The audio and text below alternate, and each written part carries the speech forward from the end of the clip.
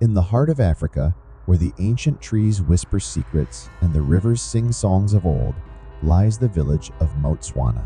Known for its rich traditions and captivating folklore, Motswana had never encountered a story quite like the one that was about to unfold. Kagiso was a humble farmer, known for his kind heart and tireless work ethic.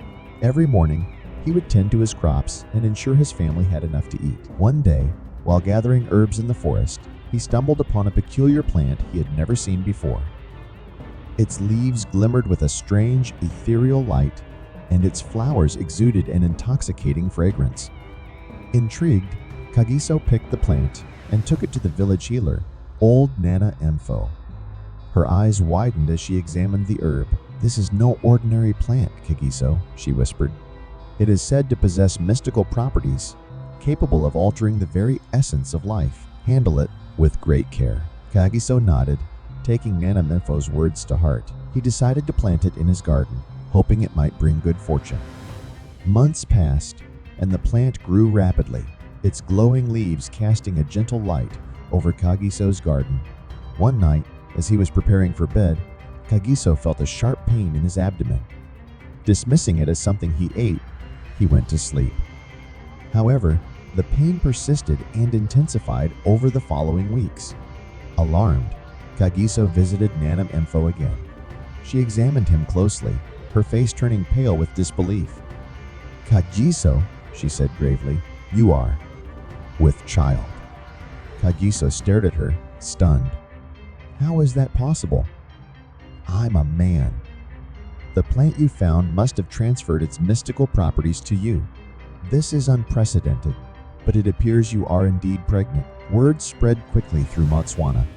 Some villagers were in awe, believing Kagiso had been chosen by the spirits. Others were skeptical, thinking it was a trick or a curse. Among the skeptics was Kosi, the village chief.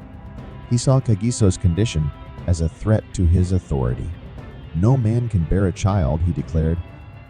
"This is an abomination.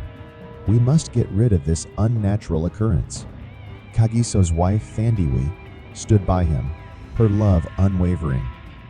"We will face this together," she assured him, "no matter what happens."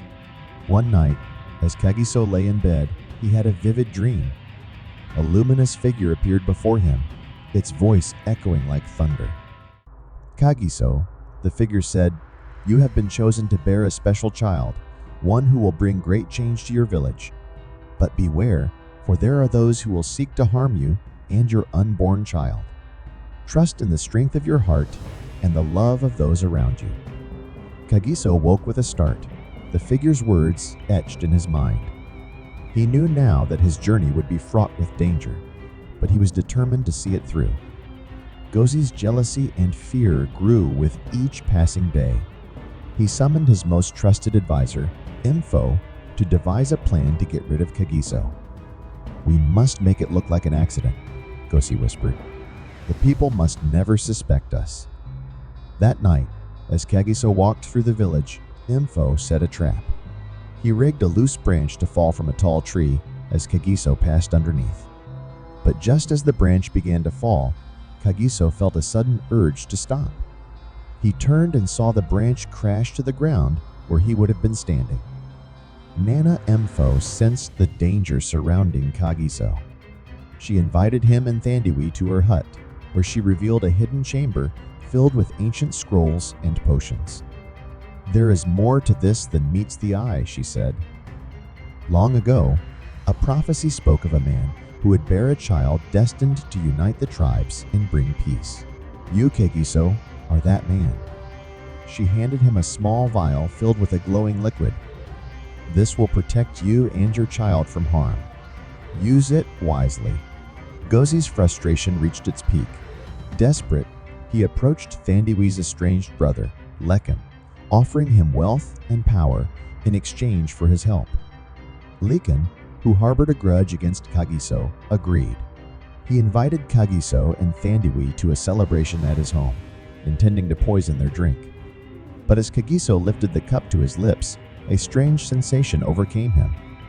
He poured the drink into the ground, where it sizzled and smoked. "You dare betray us?" Kagiso confronted Lekan, his eyes blazing with fury.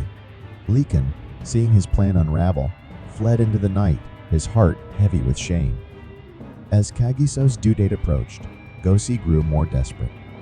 He rallied a group of villagers, convincing them that Kagiso's child was a curse that needed to be eradicated.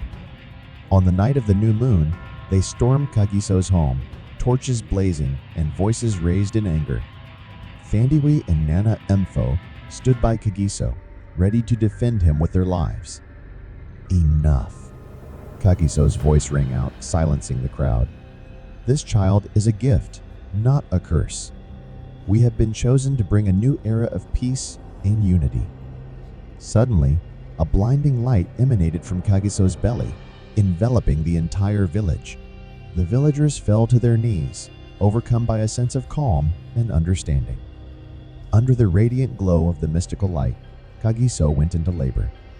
Nana, Mfo, and Thandiwe assisted him, their hands steady and hearts strong. After hours of labor, a cry pierced the night.